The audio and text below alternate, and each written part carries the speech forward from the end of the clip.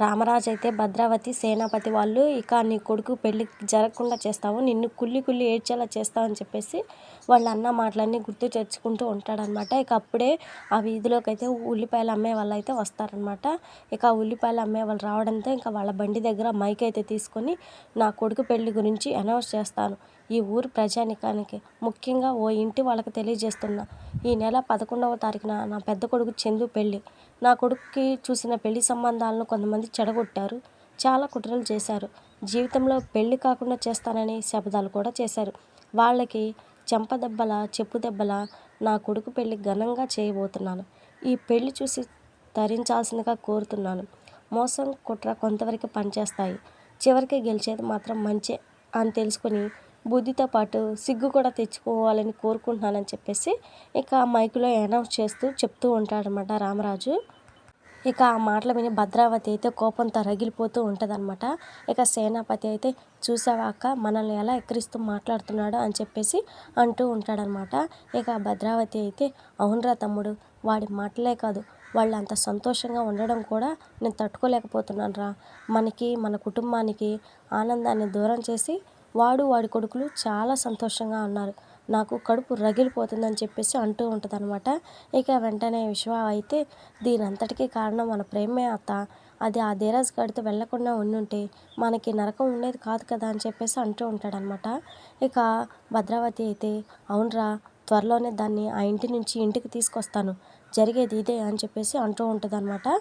ఇక ధీరజ్ ప్రేమాలైతే ఇక పెళ్ళికి సంబంధించిన ఇంటికి తోరణాలు కడుతూ ఉంటారనమాట. గుమ్మానికి అటొకరు ఇటొకరు స్టూలకి తోరణాలు కడుతూ ఉంటారు. కొంచెం ఇటు లాగు అని చెప్పేసి ధీరజు, కొంచెం ఇటు వదులు అని చెప్పేసి ప్రేమ లాక్కోవడంతో ఇద్దరు ఒక్కసారిగా కింద పడతారనమాట. ఇక తర్వాత మెట్ల మీద నుంచి దొర్లుకుంటూ కిందకైతే వచ్చేస్తారు.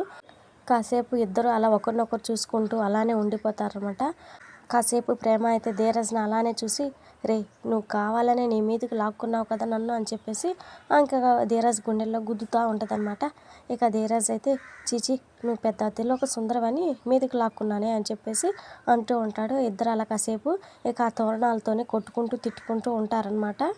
ఇక ఒసేయ్ నిన్ను నా మీదకి లాక్కునే ఉద్దేశం నాకు లేదు, అయినా నీకంత సీన్ కూడా లేదు, నోరు మూసుకొని తోరణాలు కట్టు, నిన్నే చెప్పానుగా రెస్పెక్ట్ ఇచ్చి మాట్లాడమని అని చెప్పేసి ధీరజ్ అయితే అంటాడనమాట. ఇక ప్రేమ అయితే సరేనండి పోయి కట్టుకోబే అని చెప్పేసి అంటూ ఉంటుంది. ఇక శుభలేఖలు అయితే వస్తాయి అన్నమాట. ముందుగా ఎవరు చదివి వినిపిస్తారని చెప్పేసి ఇక డిస్కషన్ జరుగుతూ ఉండగానే నేనే చదువుతానంటే నేను చదువుతానని చెప్పేసి పోటీ పడుతూ ఉంటారనమాట.